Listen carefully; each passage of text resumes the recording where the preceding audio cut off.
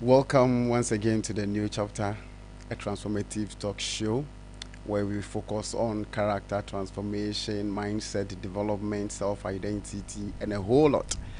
And in today's episode, as you all know, we are celebrating our Ghana month, our heritage, our pride.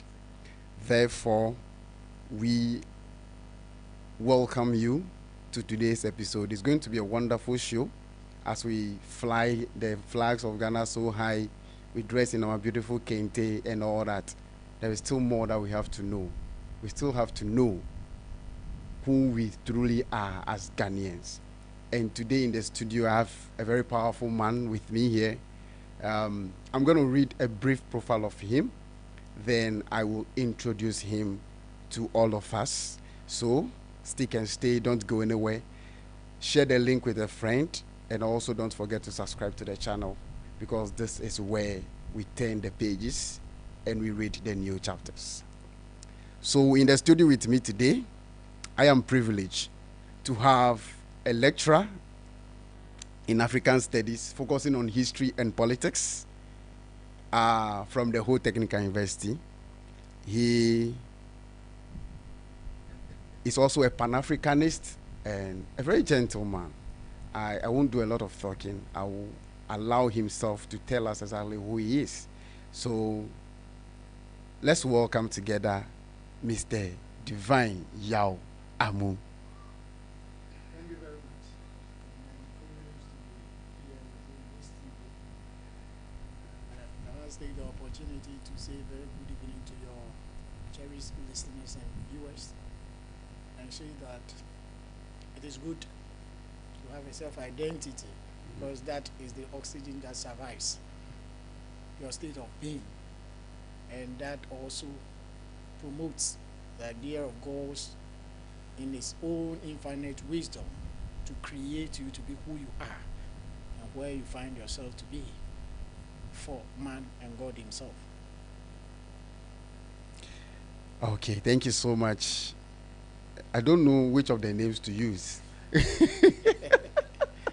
I don't know if I should keep it formal or I should keep it neutral. It's very important. The name, the relevance of name is for identity. Sure. And so you may have such an identity at various levels of your life. So if it has to do with formal, my name is Divine Yao Amu. And to some extent, I wish I do not have even the word divine in my life. And so I prefer to be called Yao. If anything at all, I am immortalized in my ancestral line of Amu.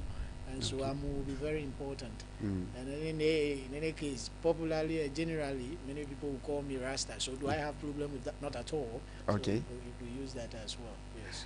Okay, so because we are talking more of Ghana and who we are, I will stick with the Amu. So I will call you Mr. Amu. Yes. I think that's okay. I'm very glad. Beautiful. Call me Yao. I don't have problem. Oh, okay. That reminds me, I think the studio today is blessed with a lot of Thursday borns. Myself, I'm a Thursday born. My guest is a Thursday born. And our producer is also a Thursday born. So, it's a Thursday misc and it's going to be beautiful. All right, Thursday borns, they are wonderful and they do good. Very unique. Okay, so we are celebrating Ghana month. And as I said earlier, we want to look at our identity as Ghanaian, defining our identity as we celebrate the Ghana month. We know we are Ghanaians, but we would like to understand who we are more. And the topic that we'll be looking at today is rediscovering the Ghanaian identity. With a sense that we know there are a lot of young men and women, and even the aged, who in one way or the other won't want to associate themselves with Ghana based on the economic hardship and some other few things that are not going the way they want it to go. So to some extent, some believe that if they can leave the shores of this country, they will never come back. So today I want us to really talk about who we are as Ghanaians so that we can encourage ourselves and see where we also have to play our part in building this nation as a Ghana. I hope that will be a beautiful conversation. Sure. Okay. That falls in tandem with what the month March is in the life of the Ghanaians in recent time. Okay. It is a period of reenacting who we are from the clutches of colonialists and then post-independence struggle for economic survival, as well as the fight against neo-coloniality. Okay. And so then it is very much important that every now and then we remind ourselves of the various struggles we've gone through to get to where we are. Question is whether this is where we want to be. Is that a question? Yes, that's a question. Is that the answer? No, I believe strongly this is not the answer. So this is not where we want to be. Our intentions and our objectives are more than where we are now. Okay. And I believe strongly that there is always one need that every moment of our life we should remind ourselves that this is not where the founding fathers of nation or of this nation want us to be. And it behooves us. Okay. It is our responsibility to continue with the struggle and do more than what our forebears have done in the struggle for political independence, so that at the end of the day, we will create a better place for generations to come after us. All right. Yes. So with that beautiful thesis, I will call it a thesis because that was so deep. When you hear the word Ghana, what core values comes to mind? So first of all, we need to basically understand the creation of the word Ghana, Okay. if you like, the nation state Ghana.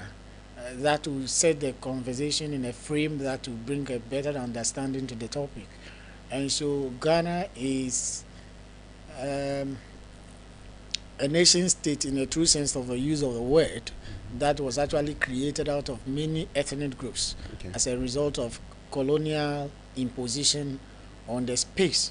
Of course, the space is not very homogeneous from the outset, Okay. and during the period of the colonial imposition, we will say that at the eve of independence, we'd have to bring about 4 major territories together to create what Ghana is today. Okay. That's not to say that the people were not here and all of a sudden somebody decided to bring them together and say, I'm creating Ghana out of you. That could not be the case. When it comes to final settlement of the various migration groups into the space, I should say that at least by the mid-17th century, we can conclusively say that the dating of migration and settlement of people within the space of the or geopolitical space of Ghana today has been settled. However, the advent of the Europeans as well as the activities leading to colonialization, probably at least from 1874, which will be the formalized colonization of the British of the southern protectorate of the country. Okay. Eventually, we would have that as the base.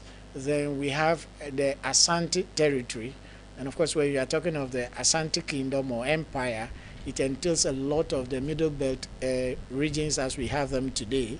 Then we have the Northern Territory. Then eventually we want to look at the Transvolta Togoland, which of course led to the plebiscite election, and so all these 4 columns or areas or territories were brought together to create Ghana at the eve of independence in 1957. So this is what politically, if you speak Ghana, it will be. And of course, as I said, before the advent of the Europeans, states were in their various natural space, creating a greater expansion, or if you like, trying to create a nationhood in the true sense of the usage today.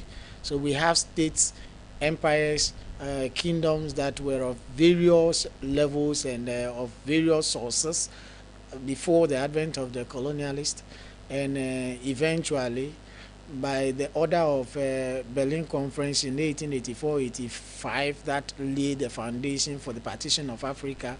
Of course, we will agree that this led to the nationhood creation in Africa. Okay. This has not been the traditional state creation, but the Europeans will divide African among themselves, and Gold Coast, for that matter, Ghana, is of no exception. So eventually these four spaces were put together by 1957, and Ghana is created. We must bear in mind that in the creation of these states, there were no considerations for ethnic dimension or diversification of Ghana as we have it today. Okay. And therefore Ghana could be referred to as a heterogeneous society, a country made up of a lot of ethnic groups or different ethnic groups. And when we want to look at linguistics creation or mutual intelligibility, then of course we can say that we have 5 major ethnic groups that will be the main ground or the main groups that will constitute what Ghana is today. Okay. But I said based on linguistic mutual intelligibility, because within the various major groups that I will mention, we also have subgroups and dialectical groups that will constitute them. For instance, you have the Epe, you have the Adangbe, you have the Akans, you have the Guanche, and you have the Mole Dagwani group of the Northern Extract. All of these are the 5 major ethnic groups that will constitute what Ghana is today. But even within them, you have minute dialectical groups that will constitute Ghana. And so some people will even put it to 76, some are even thinking of 100. Wow. And so this is what Ghana is. However, we must understand that after independence, we have all agreed to see ourselves nationally as Ghanaians, and not to club ourselves out with our ethnic divisions or ethnic grouping. Okay. That's what Ghana is. Wow.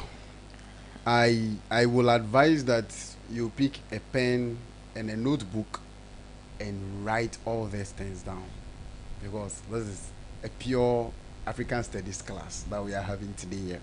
Now, I want to know whether before the name Gold Coast, or that we even became Ghana, was there any other name that we had as a group of people before the name Gold Coast was given to us? Was it given to us, or it was our real name before we transitioned into Ghana?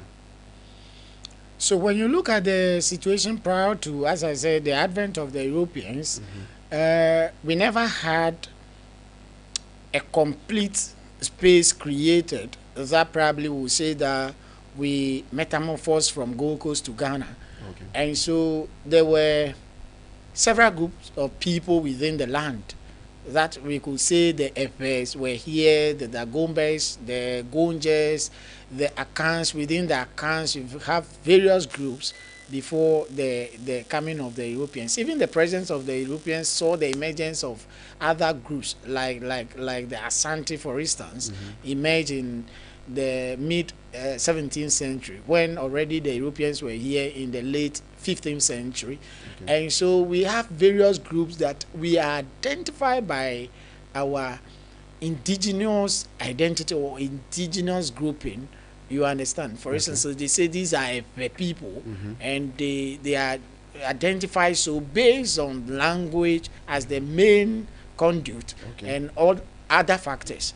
And so there is no specific to the extent that the kingdoms and states that emerged before the coming of the Europeans within the space of the land, and even during the presence of the Europeans, these kingdoms do not have exact a name for the identity of the people. They have to look at the various group of people that they pull together to create the states. So you have the nucleus of the state, you have the vassal states within the kingdoms and the state.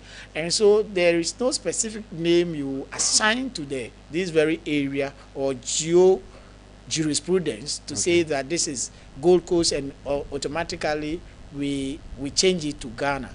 And the Gold Coast was not also the name of the people. It was a description of the area by the Europeans. So yes, this is it. We came to this place. This is the commodity in abundance we found within this space. And so we give the place gold coast. For instance, so when the Portuguese and later on the British and the Dutch, they found gold in abundance within the coast of Ghana, and from interior to the coast, they said, no, this place is the gold coast, the coast of the gold, that we could find the gold directly. When we were fighting ourselves in Europe over gold that we have to kill, destroy nations to access, we come to this place and it is on the shore. The people are just playing with it, and so this should be a gold coast. When you go to Ivory Coast, it is because they had ivory in abundance, the space for elephants, where they actually hunt for a lot of tax of elephants, and that's the ivory. And then so they say, yes, we go to Nigeria area where they had a lot of pepper, and they go to Senegambia area, they call it the pepper coast. And at a point in time, even where we are, the Transvolta area, all the way to Dahomey, during the transatlantic slave trade, a lot of slaves were captured or brought through this space to other parts of the world, especially into the New World or the Atlantis. And therefore, they would describe the area as Slave Coast. And so there was no specific name assigned to Gold Coast until the Europeans. So it is more or less a descriptive name rather than the natural name by the people. Okay. Yes. That's I don't know whether I should call it a history telling or storytelling, because these are beautiful insights. Myself, I've never heard a lot of the things that you are saying here today, so I'm also learning. Now, are we telling our own stories or repeating narratives that shapes us by outsiders? Are we telling our own stories, or we are repeating narratives that were told by us, or that we came to meet as people? So this is the situation. We must admit that for well over 400 plus years, our lives, and for that matter, the totality of our culture has been impacted by the presence of the Europeans. Okay. And they shaped and create the structure of frame that will constitute what we see ourselves to be until the dawn of independence. And post-independence, we continue to rediscover ourselves, recreate ourselves, reenact ourselves, and retell ourselves in our own lenses, in our own words, in our own philosophies, and all of that. However, it is too early for anybody to feel that a society that is psychologically impacted for well over 500 years will just use less than 100 years to change the order. Okay. It is a situation we should accept that as it stands today, we are not telling ourselves, we are not enacting ourselves, we are not speaking ourselves in the true sense of the word. Okay. Or if you like, to the level that is appreciable enough for people to see the uniqueness of who we are. But fact also remains that we have not thrown our hands in despair to say that we cannot recreate and rediscover ourselves. So we are on it. Of course, most of our stories that we tell are told through the Eurocentric paradigms or Eurocentric lenses, if you like. Our stories were written by the Europeans, and so they will tell our stories in their lenses, the way they look at it. And therefore, most of the things said about us are not naturally what they are supposed to be, because the tellers, for that matter the Europeans, in our case the British, we want the world to understand the justification for what they've done to us through the slave trade and then the colonialization. And so these things are said in many ways that are to a large extent implanted in us, and we are gradually moving away from that. That's why there is that need for us to preach and promote the Afrocentric approach to who we are. Very important. And so your story can best be told by you than people who see you from a distance, and we inform the world about you. And so they create stories that will suit or fit the intention for telling the story about you. A typical example I would say is that in the 19th century, a British correspondent was sent from Cape Coast to Kumasi to understudy them and report on Kumasi. Now, he came back and reported, and that was published in the UK and was almost accepted by Europe for a very long time. Okay. That he got to Kumasi and that the people were eating pounded yam and pounded cassava with blood. You could understand what he's describing. But of course, palm soup, of course, you see. But he was telling the story from his perspective and his observation. Okay. Also, the intention of undermining the people of Kumasi, not only Kumasi, but the people of Africa, that they continue to be savages, primitives, and cannibals, and all of that. And so that is to preach the inferior state of the African, who is now growing to become a near human and not at the level of a Homo sapien yet. And so in the words of Kipling Huria, the African is just the burden of the Europeans. No wonder in the policy application during the colonial era, France, for instance, will introduce the policy of assimilation, that is to deculture the African and recreate them, giving them European identity to be human enough. Really? Same was done by the Portuguese. Of course, the British have done their way, but in a more humane manner, based on the policy they introduced. That's indirect rule, and so I think strongly that we are not there yet. Okay. We are not telling our story from the Ghanaian perspective naturally or completely. We continue to accept some of the narratives as told by the Europeans about us, and that of course the main source of literature to us. But I think we should thank God that we've got men of the Afrocentric nature who actually changed the order in their writings about Africa. Okay. So you are talking about Sheikh Anta Diop of Senegal, you are talking about Edu Boahen, you are talking about Amenume, you are talking about Adofeni, you are talking about Irina Odote, you are talking about Nukunya, you are talking, a lot of them have gone on the line, and you are talking about the contemporary ones. Yayo is there. And so, look, we are doing our best. Gavois, Apuwazi, a lot of historians are coming out. The Baku, you see, I cannot finish with them. And so, wow. We are recreating ourselves in the natural space, okay, telling the story from the perspective of the African. We always say that until the lions comes to the village to tell the story of the hunt, it is only the hunter that will always have the side of the day.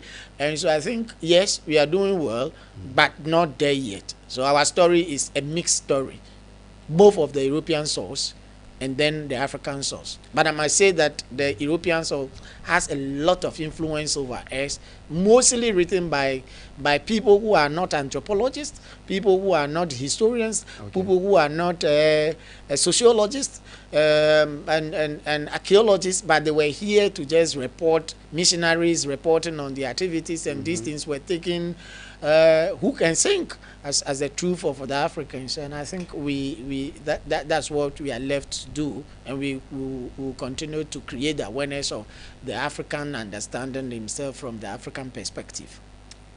Wow. Thank you so much for this insightful lecture. Let me call it a lecture because I've decided not to interrupt the flow so that myself and our viewers and listeners will get to understand these things very, very well. Because just as you said, the hunter has always been the one telling the stories. Yes. And then just as you mentioned, a list of lions who are now coming out of the forest to the communities to tell the stories of their own. I think with time, we will also begin to have a real feel of who we are. Exactly. I just got a bit, how will I say, I don't know, emotional when you made mention that the man saw people enjoying good African meal. And, I'm very sure that at that time there were a lot of snails. So not only snails. Mushroom will be there. Mushrooms will be there. Pepper and all other things, and all those things, shouting in the soup, a good palm nut soup. Yes. And he only saw, because of the oil on the soup. Of He course. saw it as a Yes. blood. And he could have, of course, from the perspective of a historian, a researcher, an anthropologist, he could have got into it, participate if there need be, Okay. to understand what Exactly the meal what of the they are people eating. were. But of course, there was a preconceived mind about the Africans.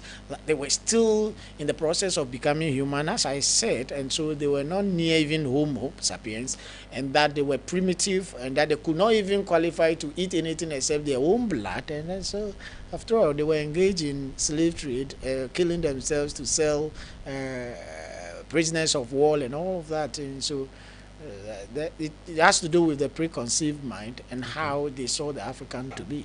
Mm. Yes. So now,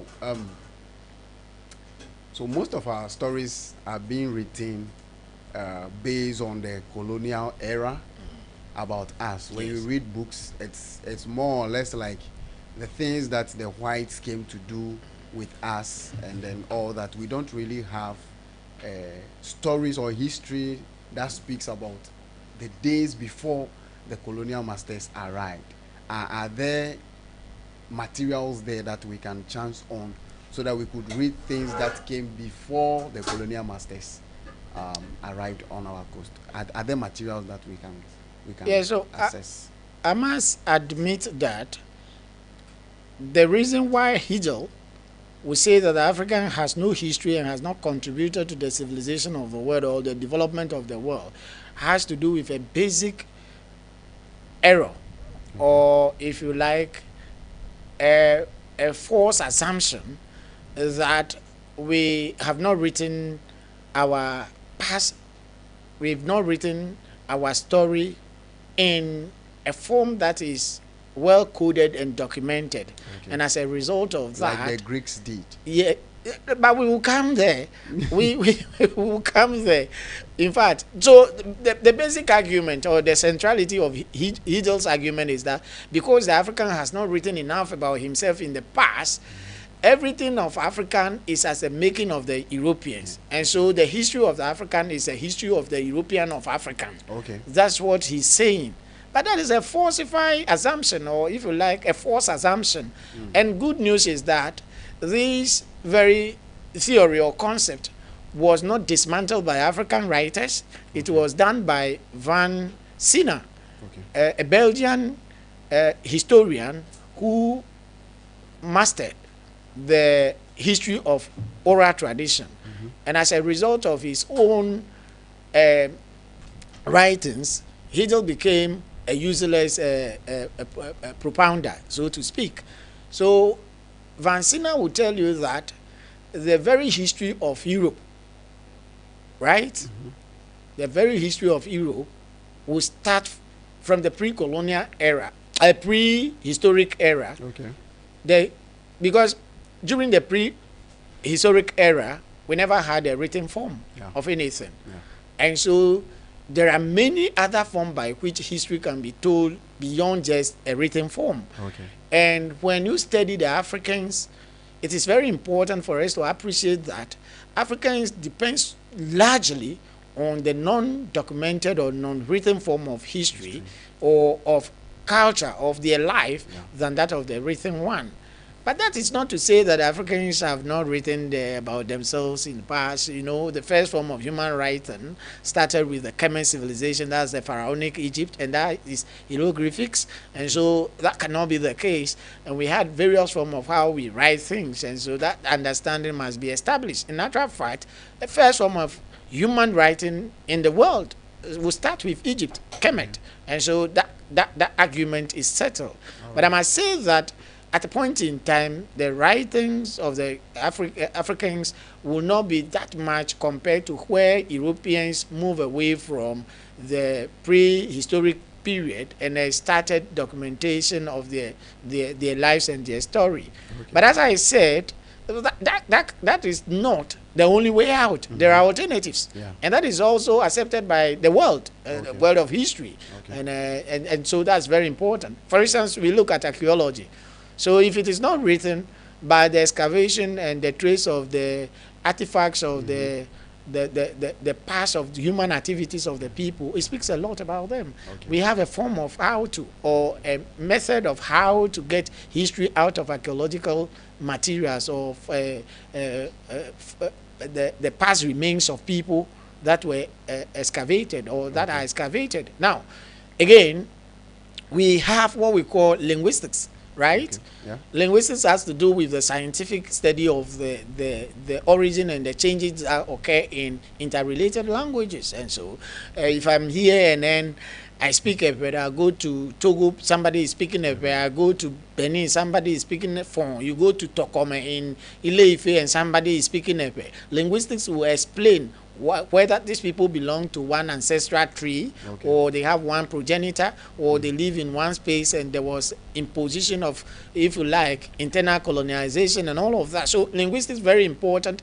But above all, me, I strongly believe in ethnomusicology, right? Okay. So Herskovit, who stayed in eastern part of Africa for well over 26 years, and that study the nature and the history of the Africans, he concluded that the African is born to music, named to music, Okay. married to music, who died to music and buried to music. And so he strongly believes that the people cannot be separated from their music. And when you pick their music, you are getting the people. And getting the people also means that you are getting their stories of the past. Sure. So for instance, when I sit in this studio now and I begin to sing Fiago koli pe unta se sentala evia ukata ojole ebo esi me ojemo ozo megbe. So at the end of the day, by the time I'm done with this, I am telling the great story of how the people migrated from Ngochie, the circumstances under which they migrated, and the method, the means by which they moved out of the great wars of Ngochie and settled in their final home. And so ethnomusicology speaks a lot, and ethnography is there. You are looking at serology, you are looking at ethnobotany, you are looking at ethnozoology. So ethnobotany, for instance, there are some trees that we identify in history. When you find them within a specific space, it's telling you that once upon a time somebody settled in this place before. Okay. Excavation can be done. So the approach to understanding the African past is multidisciplinary. Okay. It is not straightforward. multifaceted in nature. It's a kind of a combination of factors, areas of studies that will tell you and authenticate the African person. So it doesn't have to do with all the time the written form of the people. And oral tradition, very important. Okay. The transfer of history of the people from the past to the new generation, and over and over. Of course, all of them have their own weaknesses and strengths, so to speak. They have their weaknesses and strengths. Even the written ones that we are reading, they have their weaknesses and strengths, because it depends on the spectacle you use in writing and looking at history. You know, history of people is not, in a true sense of objectivity in science research, is not about 1 + 1, anywhere you find yourself is 2. No, history is about the study of the traces of the event of the past of a people. And so the traces available to you speaks to the event, and also enables you to do the analysis of that. And so I think we cannot say that we don't have our history. We have our history. There are many forms by which we can get our history that Europeans cannot. What I have just sung, how many Europeans will be able to sing this? Cannot. And how will they get it when they cannot sing it? And so this is it. Let us tell it our own way. That's what I'm saying. That should be our standard. Thank you so much. I think we are going to have the part 2 of this particular conversation, because I don't want to rush the conversation. I really want us to understand it well. And we are still in the Ghana month. So next week, next 2 weeks, next 3 weeks, we can still continue this conversation. Now, if we want to take politics and the struggles that we had in the past, how can someone describe Ghana without the politics and the struggles that we've had in the past? Is there any way that we can describe Ghana outside the politics of it, from the very beginning, maybe even pre-colonial time? Because I'm very sure that before the colonial masters arrived, there could be a little bit of politics. wherever two or more people are gathered, there will surely be a small politics. Sure. So, can we say that we can tell our story without the politics of it? So as a student of history and teacher of SIM, I must always remind ourselves with the statement that a society or individual or group of individuals who are not able to understand where they come from, which is their history, Yeah. they will not be able to understand where they are standing at the moment or where they are standing, and that will also dislocate them from shaping their future. So it's very important. We cannot just jump and say this is Ghana. Okay. Where from it? From the heavens? No, there was yesterday of this very space. Sure. Even prior to the coming of the Europeans, I said we had our own forms of social organization. Yes. And society cannot be organized without politics. Okay. In actual fact, politics becomes the primus inter pares in all facets of societal organization. Okay. To the extent that where we have acephalous societies, of course, acephalous society we would describe as stateless society or societies where central power is not vested in an individual, for instance, like a chief or a queen and all of that. Even within these acephalous societies, the leadership, which in most cases will exercise religious powers Okay. and control, will in disguise exercise political power, especially when the need arises and for exigency of time, the society by leadership through clan heads and all of that will come together and exercise political authority and dispense him at the same time. So the fact is that whether you are looking at the social, economic, religious, or any other facets of societal organization, it is important for us to understand that it is politics that organizes the society for all others to thrive. Okay. So I must say that there was always a political space for the organization of Ghana and, for that matter, Africa, and therefore we cannot say that we will take politics out of our life. It is the politics that even led to the colonial struggle. It is the politics that will speak to the sovereignty of the people, and that which was taken by the Europeans, and they will struggle and resist that, and eventually will lead to independence. And of course, it is a political dispensation which is still keeping all of us here today. And so politics is a centrality to any societal existence. Oh, okay. Yes. Thank you. So what it means is that politics has always been with us, Sure. from our various homes. Sure. So it is not politics that is actually distorting whatever that we are No. doing. Maybe it is a type of politics that we are practicing. playing. That definitely. Okay. Whatever way you want to look at it, it remains politics. But you want to look at which of them you want to adopt and to suit your environment, because politics is also eco-heritage tonal, and so it's it's within the ecosystem that you find yourself. That's it. Now, Ghana was the first sub-Saharan African country to obtain independence by the works of our forefathers, Dr. Nkrumah being the foreleader of that time. But when you check from our lives today as Ghanaians, you realize that we still suffer from the colonial mentality, dementia, and all that. Let's be frank with the words. Yes. Okay, you call it dementia. I'm trying to be a little bit disease. It's a colonial disease.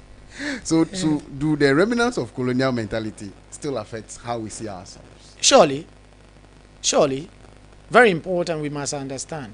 Okay. From the outset, I laid a foundation that the Europeans were here for well over 500 years, and so then from the very beginning, they planned to impose themselves on us, making us look like second-class human beings and never qualified to be like them. And so psychologically, they tune and orient us towards understanding that we are not human enough, we are not capable enough, and our capabilities should be conducive to the European teachings, European lives, and all of that. And so, yes, we cannot run away from it. As I said, we are in this studio speaking English. When we have to be speaking Ebe, when we have to be speaking Chi, we should be speaking Ga. But here we are. There is no national lingua franca, so we are using English as the base for our conversation, for our communication as people. So we cannot say that our lives are not shaped by colonial presence. Of course, our names. My father gave me divine. I always say that to my student that my father wasn't elected. He gave me divine. Yeah. And when they ask you what is divine, by meaning divine means the Holy One. Yeah. Look at the size of my nose. Shall I be holy? Will I be holy? That's a question you want to ask yourself. So I preserve to be. Does body features put someone in a position being holy or not? Very important. Very, very important. They look at you and look at they look at the African and say, this look like a monkey. Can he be holy? In actual fact, in some of their theories, we are not even candidates for heaven. Sure. The reason we were looked at as thou beast of burden and should be taken to the fields to work for the economic survival of the other world. Okay. And so, of course, the size of my nose should tell me that I'm not holy. But what I'm saying is that my father gave me divine. Probably, if he's alive today, he would have regretted, because the son has grown to be the traditional boy that he wanted him to be. Okay. And the other name should not affect his life. And so I would prefer to be called Seduafia, Takuma, Yao, and any other thing. And God be so good. I have two boys. One is called Selassie Akhenaten. And Akhenaten is the original Kushite Meroe African name, original name. And of course, when you listen to the meaning of that, the most efficient ruler of the ancient order. That's very important for us. Right. I don't want to give my son Joseph. He wasn't. He's not. He's not a Palestine. He's not a Hebrew, and that he could not be the one that would be sacrificed. Yes, he should be given a Ghanaian name, and he should be given an African name, and that is what it means. And so, my father definitely, of course, he's a senior man out there in the second world. I believe strongly that when I meet him again, I will ask him why he gave me that name. Divine. So yes, I'm saying that our dressing. Right? Yeah. Yes, that's not to say that Ghana, we should remain to be, no, culture is very dynamic. Yeah. The development of society is based on enculturation and acculturation. Okay. Enculturation comes from within the culture itself. The dynamism, developments that will occur within the culture itself. And then the same that will come from outside the culture based on association with other societies. So I can't pretend to say that we need to be naked by this time, continue to put on the skins of animal and say these are Africans. That's not to say that. But our dressing should also correspond with the ecosystem that we have. That's what I'm preaching.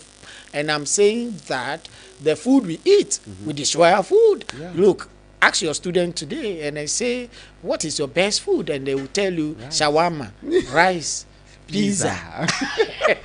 And when you say, can you prepare kugunte, apiwa, then all of them want to run away from the class. Yeah. And so you say your best food is banku and Fetridate or okra soup, and somebody wants to vomit at the same time. This is it. Somebody said TZ, and I said Fanti Kenke, and one student jumped up.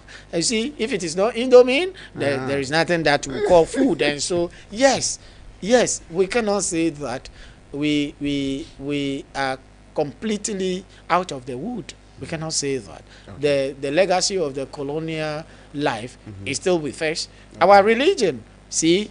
So I am somebody strongly, we believe in our African traditionalism. Okay. I am not saying we should go killing ourselves, but our religion and spirituality is very important. Okay. Today, when the African spirituality is expressed, somebody wants to say that you are not going to heaven. I say, when I have the opportunity to go to heaven, I will say I will go the second batch, because I want to see the number of people who will go before me. And so the fact remains that second batch. I tell you, I will go second batch. So I always say that, see, So the African spirituality is different from religion, because religion is a creation of humanity, but spirituality and the relations with the creator is another level. And so just that religion is used as a conduit to express that, and that the intention of religion comes in many forms. And somebody wants to read why Theodosius and Constantine will use Catholicism as or Christianity as the state religion for the Roman Empire. For what purpose? For political purpose. That will be another conversation we have another time. Sure. Yes. Yes. Thank you for those insightful revelations. Let me call it revelations, because most of them we are not aware of most of them. So we struggle to even define who we are as Ghanaians. If you are not a historian and all that, we don't get the chance to feed on some of these things that gives us that subconsciousness of who we are. Now, moving on to that, do we subconsciously believe that foreign is better?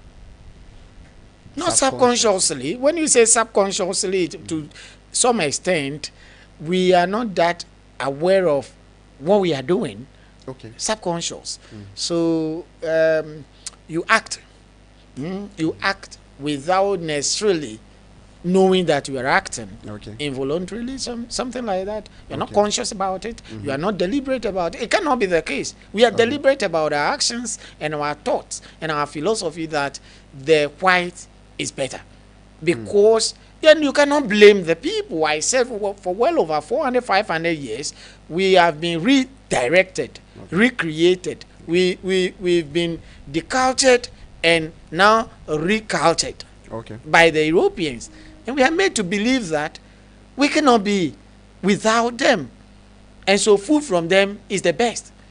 Music from them is the best. Language from them is the best. The dress from them is the best. Traveling to them is the best. It's even the best thing that can happen to you, Japan, that you leave the jungles of Africa to come to Europe. You understand? Yeah. So it's not a matter of subconsciousness. We are deliberate about it. But the fact is, how do you dismantle this? Exactly. It is psychological. If it is not psychological, it's something tangible. We will destroy it. We will hold it and then destroy it. But it is psychological, so intangible, and it's been planted. And I say, when it comes to cultural understanding of a society, it takes over 100 plus years to redirect a tradition or to change a status quo. Do you understand? Yeah.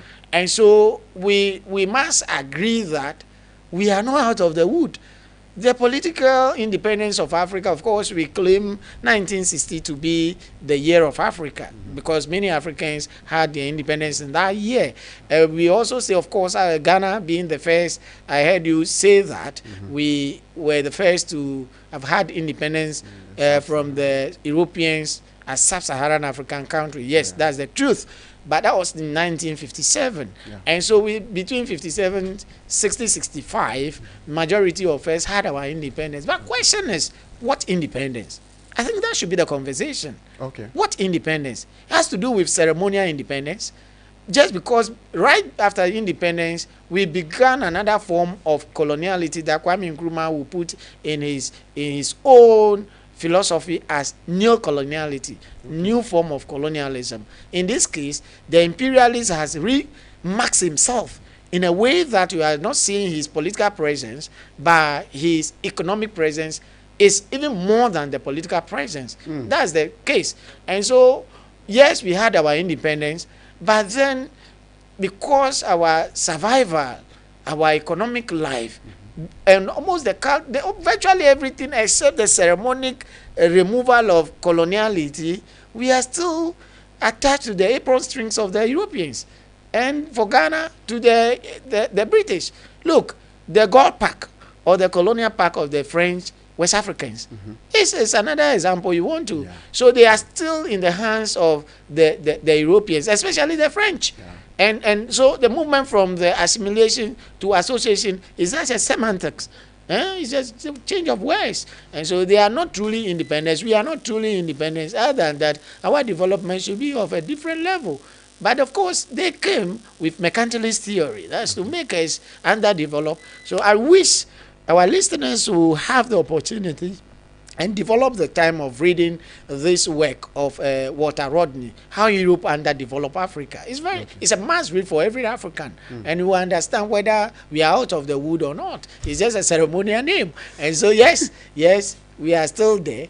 We are still with them, and it is our responsibility. Of course, we have failed ourselves. Our next generation cannot be failed by us. And so it is our responsibility to do what we are doing now. It is our responsibility to celebrate Ghana month, not Ghana year, not Ghana month. So it should be every day thing across the various number of hours, minutes, days, weeks of the year. We should be every moment thing we should be doing. It should be every moment thing we should be doing. So I think that is it. We are still there. We have not moved away. It's not subconscious. We believe strongly that everything white is supreme, and that I'm telling you, go to Kantamanto today, the coat you want to wear here, if it is producing Kumasi, you will not. You prefer the used one in Kantamanto. So everybody has the best piece in Kantamanto, including myself here. Is that the case? No. Why? Because we underdevelop our industry, and so we cannot get them properly on our shelves and buy. So everybody, and that is a deliberate attempt, action by the Europeans. That's it. Yes. This is so breathtaking. I'm blessed to have listened to these things today. And also when I heard the president declaring Wednesday as a national Fugu Day, I was of the view that it should become a national Fugu Day as an everyday thing. So when we are going to our places of work, we are beautifully dressed in our colors because we are people of color. Assuming you walk into an office and you see the ladies dressed beautifully in the Fugu colors, and even when you look at the Fugu, some they have just one color, but most of them have combinations that are so beautiful. So if we can have it even from Wednesday to Friday, I think it will be better. Because as you said, when I go and buy a suit now, Africa is hot. Africa is very hot. We must understand. I always have these funny things about, of course, my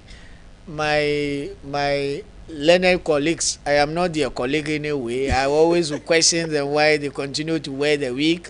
In this hot sun, tropical space of Africa, why do our policemen who always wear the black and continue to absorb heat even in the hot sun? I wonder why our officers will be in suits and will be sweating all over, why they still need to, where they don't even have fan and air conditions in their offices. They are in suit, and so it's a problem. It's a colonial problem that we have to reculture ourselves. We have to reculture ourselves. We have to reorient ourselves. We have to reenact ourselves. We need to rediscover ourselves. In Kwame Nkrumah's old words, we must re-understand and recreate the African personality.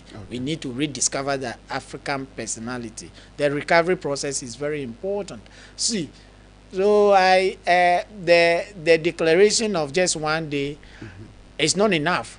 In fact, President Kufuor started with the case of Friday wear, very important. That took me to an interview in one of the institutions in Kumasi where I had a problem with one of the panelists and over why I as an African studies person coming for an interview to be appointed as an African studies lecturer, I should be in an African wear on Friday. My friend, I did not get a job. The interview was on Friday. Yes, I did not get a job.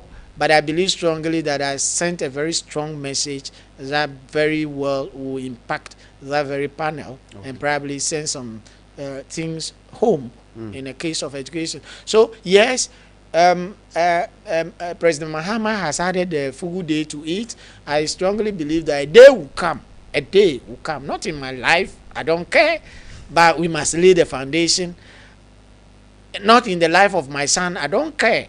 It can be in my life, it can be in the life of my son, I do not care. The most important thing is that it must start from somewhere, and today should be the beginning. That a day will come, it will be 7 days African wear, not just 2 days in the week. In our food. Yes. and our tie and dyes and all that. Thank you so much for those beautiful words. Let me put it that way. And I have learned. I'll have to go back again and rewatch this particular episode. And we want to bring you back next week as well. So try and make time for we us pray for time. next week. We pray so for that time. we can continue. I have a lot of questions and follow-up questions, but I don't want to dilute the conversation. Sure. So I've pinned them down. Yes. When we come next week, we'll look at some of them. We pray for time. And sure, I pray that God will make that time available. Yes. Because what we are doing here is opening new chapters. Now, when you don't understand what is in the previous one and you open a new one, you'll just be reading in a dilemma. You will not be able to connect the dots. So we are taking our time on this platform to open the chapters one after the other. And I hope a chapter on who we are as Africans and, for that matter, Ghanaians has been opened. Now, this is just the first 2 paragraphs. The rest of the paragraphs, we'll bring them to you next week. Same time, same place, from Christoph Media or Christoph Online TV. Now, if you've been part of this conversation and you have a question to ask, don't forget to put it in the comment section. Subscribe also to the channel and then put us on post notification, that anytime we come live, you will get a notification and follow the conversation.